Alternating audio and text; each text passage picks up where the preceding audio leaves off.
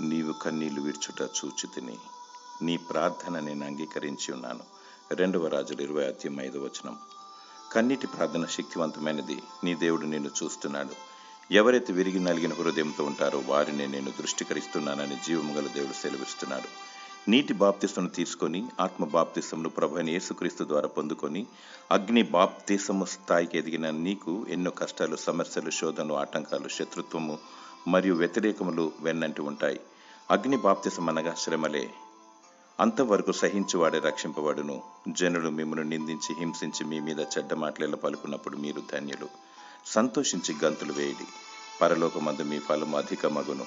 మీ తలలెత్తుకొనుడి, మీ విడుదల సమీపించి ఉన్నది. నీ దేవుడు కన్నీటి బాష్పపు బిందువులు తుడుచును. నీ సిలువను నీవెత్తుకొని పయనించాలి. ప్రభు యొద్ద నుండి బహుమానం పొందుకోవాలి. దేవుడు నిన్ను ఆదరించి ఓదార్చునుగాక. ఆమేన్.